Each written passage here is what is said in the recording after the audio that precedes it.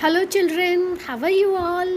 I hope you all must have seen the first part video of chapter What Books and Burials Tell Us, wherein we have learned about Rig Veda as the oldest book composed around 3500 years ago, which was passed on by reciting and oral method. After that, it was written in manuscripts, and just 200 years before present time has been printed.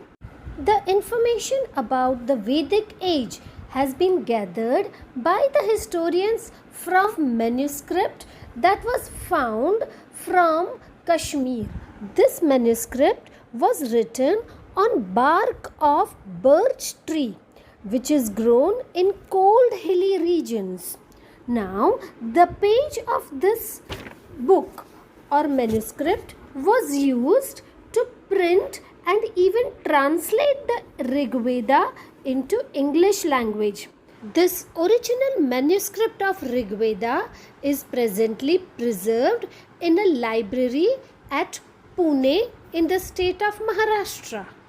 Children, the archaeologists and the historians do not come to any conclusion about any historical incident purely on the base of only archaeological resource, but they also verify it with the literary source to come to a fixed and near definite conclusion.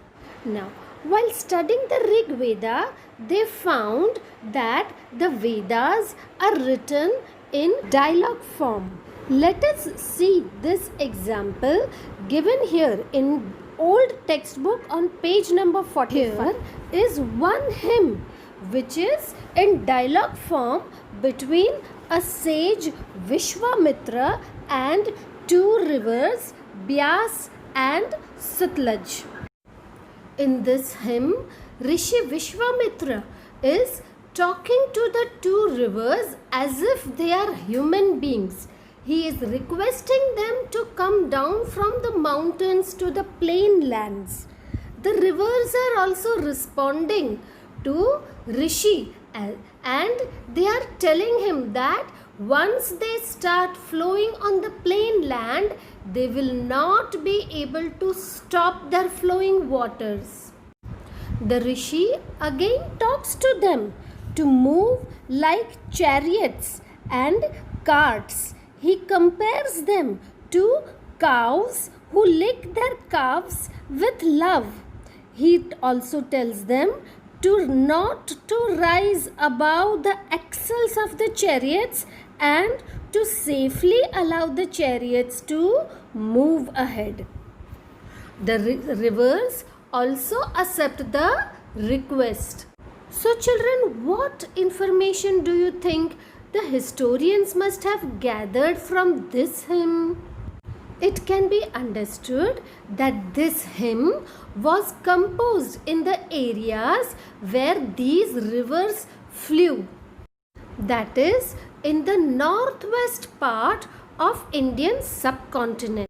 It can also be inferred that the horses and cows were valuable animals, and thus rivers are compared to them. Then what was the importance of chariots? Let us now understand it. The horses were yoked to chariots which were used in fighting battles. Why did they fight the battles for?